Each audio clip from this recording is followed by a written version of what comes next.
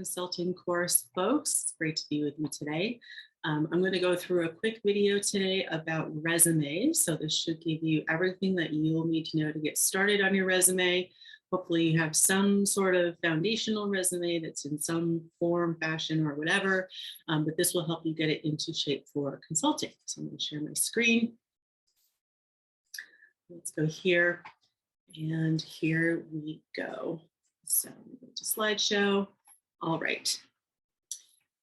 So first, I want to talk about what the purpose of a resume is. So I always start out this conversation with, is this true or false? Is the purpose of a resume to get you the job?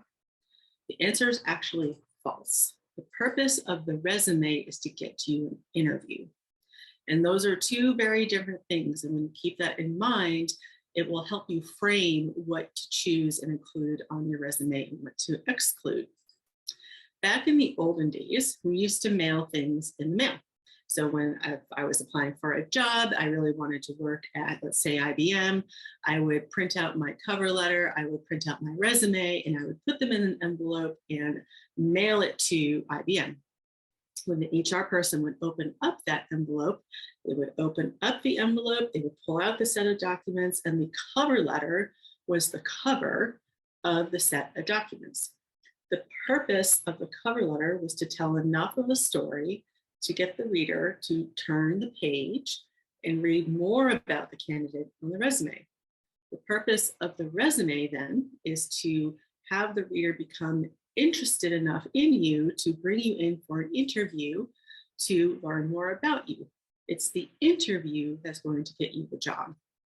So as you go through this process and decide what it is to include and how to frame it, that's what you want to think about is this going to get me to the next step in the process, which is the interview? Okay. So with that in mind, the word that I want you to keep in mind in going through and writing your resume is relevant. What is on your resume should be as relevant as possible to the job of consulting. And we'll talk a little bit about more about that in a minute. But you should highlight the academic and work experiences that make you qualified. You should demonstrate your relevant additional skills and achievements. Present the information in an organized and eye-catching manner, which we'll talk about a lot as well. And it should represent your ability to write well. Consultants do a lot of writing and a lot of research. So your document has to be well presented, no spelling errors, no typos, and it has to indicate the fact that you are aware of detail. It should not be an autobiography. This is not a transcript. You do not have to include everything that you've ever done on your resume. This is a list of relevant experiences. It's not necessarily a job for all occasions. So you won't necessarily use the same resume for every job you apply to. Down the road, you may have a resume for consulting, you may have one for private sector, you may have one for government, something like that. But you will want to adjust your resume for the particular employer that you are applying to. And it doesn't necessarily have to be a compilation of all previous job descriptions. Again, relevant is the keyword. Okay. So most recruiters will spend, on average, 7 seconds looking at your resume. That's it, 7 seconds. So your goal then is to do everything you can to slow that reader down to actually get them to read your bullet points and read your accomplishments as listed on your resume. Now, studies have been done to figure out exactly where recruiters' eyes focus on a resume. And if you look at this heat map here, you can kind of see this diagonal line that goes across the resume. And you'll see, again, we read left to right in English, so most of the eyes focus on the left-ish side of the page. There's more focus at the top of the page than there is at the bottom of the page. And then there's this one strong kind of hotspot at the bottom of the page where most eyes land. So it's kind of like reading a story. You read the end, you read the beginning, and you kind of skim in the middle. So with that in mind, what we want to do is make sure that your relevant stuff is pushed up to the top of the page or the top of the section as much as possible. And again, we'll play with that a little bit as we go forward as well. Okay, overall, kind of the basics of your resume. It should be one page. The general rule of thumb is that you use 1 page for every 10 years of experience. The vast majority of the people watching this video will not have 10 years of experience, so yours should be 1 page long. You'll have your name, your address, and your contact information at the top. It's up to you whether you want to include your physical address or not. These days, it's required to have your phone number and email address. Physical address is optional. There are older articles and things online that would recommend an objective or professional summary. Those are really only used when someone is further along in their career and they're doing an industry switch or a career pivot. For the vast majority of people on watching this video, you don't have to worry about an objective or professional summary. You do have to start with your education. Resumes for consulting are in reverse chronological order, both over the document and within each section. So if you are a current student, you will have your education at the top. Then you will go into a section that some people call work experience, some just call experience. I like the phrase relevant experience because then you can include whether it's paid work, volunteer work, forced work, clubs, activities, volunteer stuff, any of that. If it's relevant, it can go in that section. So I prefer the phrase relevant experience. You can use what you'd like. And then you'll have a section called leadership and extracurricular activities. I do recommend using the word leadership in there because consulting firms are very often looking for people with some sort of leadership experience. And really, for the most part, is did you do something outside of the classroom? And those are the things you want to include there. And then you'll have your kind of other section, your skills, your honors, maybe additional languages, interests, any computer or coding skills you'll have in that section. And that's kind of that sort of catch-all section that's at the bottom. Okay. So what we're going to do is we're going to start to go through each section on the resume, and I'll go through the details that should be in there. So again, vast majority of people watching this call will go through and have the education section first. If you are in the business school, you are earning a Bachelor of Science in Business Administration. You will list your major and your minor. If you are in the School of Foreign Service, you are earning a Bachelor of Science in Foreign Service. You will list your major. If you are earning a certificate, you will have that as well. If you are in the nursing school, you are earning a Bachelor of Science in whatever your degree is in within the nursing school, and then you'll have your minors. And then in the college, you'll have a Bachelor of Arts or a Bachelor of Science, and then you list out your majors and your minors. Some students will have I think it's a Bachelor of Global Affairs or Bachelor of Global Business. Whatever it is, make sure it's the correct degree, and you can check your degree audit if you aren't sure of the degree that you are actually earning. For your GPA, if you do not list your GPA on your resume, the assumption on the part of the recruiter is that it is below a 3.0. So if you have above a 3.0, you will want to list your GPA. So 3.0 or above, I recommend you list it. If it's below a 3.0, it is up to you. The number of places past the decimal point should be 2. Most GPAs at Georgetown will go out 3 places past the decimal point, round that 3rd place up to the 2nd place past the decimal point. However, there are some kind of cutoffs where you don't want to round up to. If you are at a 2.99, unfortunately, you have to stay at a 2.99. If you are at a 3.499, you'll have to stay at a 3.49. If you are at a 3.999, you'll have to stay at a 3.99. The 3.0, 3.5, 4.0 cutoffs are kind of hard and fast.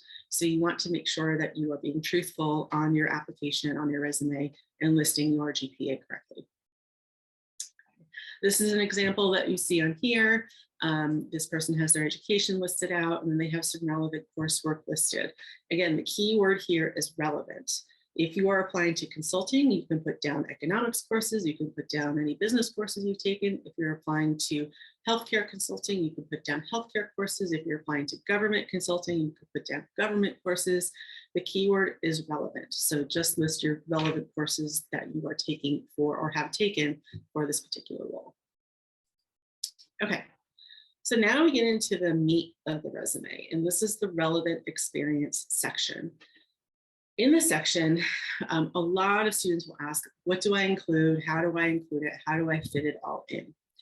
And the response I give is that you want to think about what it is that consultants are really doing on a day-to-day basis. Consultants work as part of a team to conduct research and to develop and propose solutions and present those solutions to clients who are sometimes difficult people, okay? So with that in mind, what you want to highlight on your resume are times when you worked as part of a team, you took the lead on something, you conducted research, and you worked with clients or customers. So if you did those things in any sort of capacity, those are the things that you want to include on your resume. So you may think, well, but yeah, I was a waiter or a waitress. That's not really consulting. How does that relate? You are working with clients, and often very difficult clients and customers, on a regular basis. That is absolutely related. Maybe you were doing research for a professor. Consultants do research all the time. That counts. Maybe you are part of your rugby team. How is being on a rugby team related to consulting or relevant to consulting? You are on a team working as one to achieve a goal. So as you start to think about what it is that consultants do, think through your different experiences and think of them in terms of teamwork, leadership, research, and customer work. And then your resume will start to really speak to the reader, the HR consultant who's reading your resume. Okay, so now we get down to the bullet points. I'm going to add a link into this week's email that links to an article by a guy named Laszlo Bock. Laszlo Bock was muckety-muck in Google. He oversaw HR for many years, and so he has seen a resume or two. He wrote an article several years ago, and he uses this particular formula. When you are writing your bullet points, the formula that you want to think about is, what did you accomplish? How is it measured? And how did you do it? So you may start with a bullet point that says, responsible for rugby club's Instagram page. Okay, that's fine. But a impact-focused or accomplishment-focused bullet point will say, increased Instagram followership by 10% by implementing a flyering campaign across campus. So now I know that you had some sort of impact, which was increasing the followership. I know how much of an impact you had, it's that 10%. And I know how you did it, it's by this flyering campaign across campus. Now that is an ideal bullet point.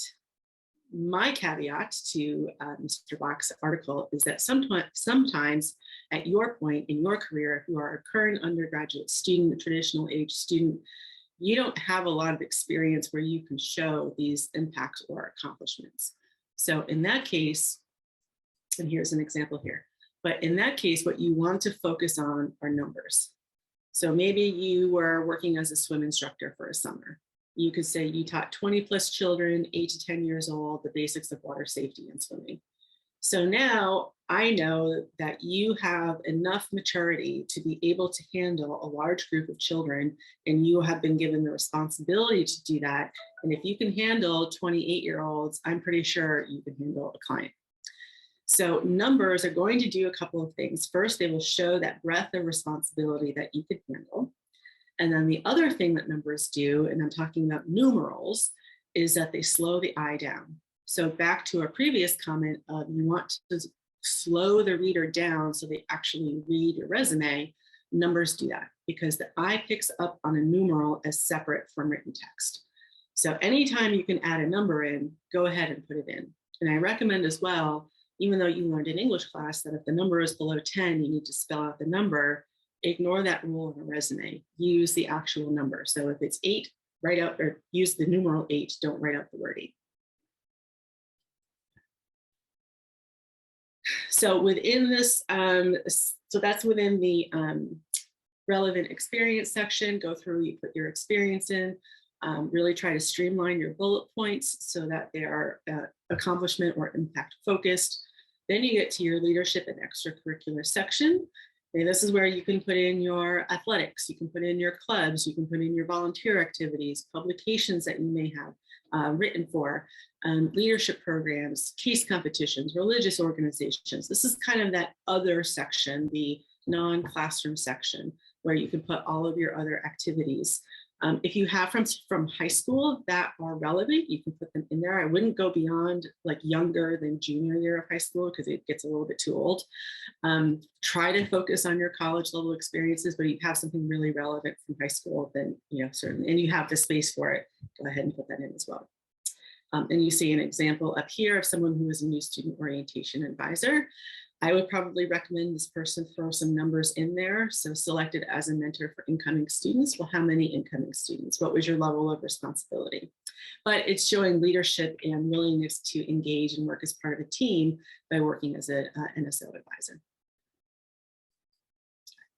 Then we get to this kind of random section at the bottom. That's your skills section. And you could label it skills, interest, and other. You could label it publications if it's just publications. It's kind of this catch-all area where you want to list some of your other relevant skills. You can put your languages in there. You can put software skills, coding skills, any certifications you have, like if you have a Google Analytics certification or Google AdWords certification, any awards or scholarships. If you have high school awards that will fit and you have the space for it, you can put them in here. And then you have this additional interest section. Now, I personally like the interest line. It's just like you say, the label is interest, and then you kind of list out your interest. Maybe it's basketball, maybe it's fishing, whatever it is. I like it because I find them to be conversation starters. If you think back to that heat map where you saw the recruiter's eyes landing, everyone reads the last line. So if I'm reading a resume and I see that someone is a skydive instructor, I'm going to ask them about being a skydive instructor. And now we're off having a nice conversation versus a back and forth tennis match that interviews sometimes turn into. So I like to put interest in there. I recommend the students do. Not every student feels comfortable doing that. That's totally fine. I think this is a line on your resume that if you are fighting for space, the interest section can go. But if you have a line and you can put it there and you feel comfortable doing it, by all means, go for it. Okay, so I'm going to go to a sample resume. This is a resume that was used several years ago. It's a real resume. I changed the names because I wanted to protect the alum's name. But this one was used, and this person ended up at Boston Consulting Group. Yeah, I think Boston Consulting Group after graduation. So you'll see at the top, this was his senior year.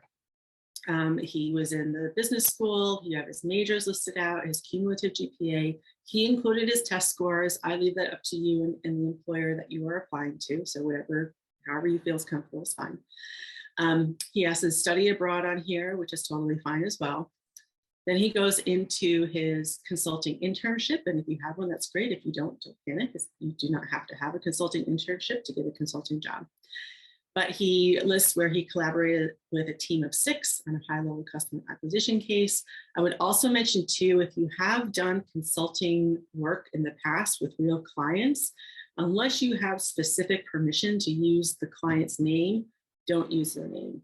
Consulting firms are very protective of their clients and clients' information. And if you're willing to spill the beans on who you worked with for a previous engagement, they will be worried that you will do so in the future. So you could just say like a client in the nonprofit industry or something like that. He proactively managed and took ownership of assigned work streams, spearheading qualitative and quantitative research. So he's showing his leadership skills and his research skills, created numerous slides and pieces of analysis that went directly in front of clients. And then you can see he has his SAT writing and math instructor experience. Again, why is that relevant to consulting? Well, working with 250 students who are studying for the SATs, guess what? They're a pretty difficult bunch. So showing that he can work with customers, he can work with clients, he has some numbers in that particular section under capital educators. And then he shows he had some impact, received highest possible student rating of 3.9 out of 4.0, and the average increase per student was 250 points. So he's showing some impact, and he's showing his leadership, and he's showing his research just in these 2 experiences alone. And then you'll see it's not all like consulting all day long. He's got this Ashoka experience, which is social impact. He's got Sweet Green, which is retail, food, some other consulting experiences here. Let me see if I can scroll. Then he has his extracurricular leadership activities for Georgetown Entrepreneurship Initiative, the Blue and Gray Tour Guide, and then Leaders in Education about diversity. He has awards down here, and then he's got this additional skills and activities section at the bottom. So overall, really clean resume. really concise. And like I said, this was a functional resume that got him an interview for a job at Boston Consulting Group. And with that, and so I have a folder that I'm going to send you the link for in today's email. So you can see this resume. I have a second example in there. I have the winning resume article in there. And then I also have a sample cover letter in there, which we will go over next week. So this week, focus on your resume. If you have a case study person, have them take a look at it. You can send it to me, but there are about 150 of you and one of me. So if you do send it to me, give me some time to get it back to you. My email address is rc236@georgetown.edu. Happy to take a look at it, but it might take me a day or two to get back to you. So let me know if you have any questions. And in the meantime, have a great day. Happy consulting.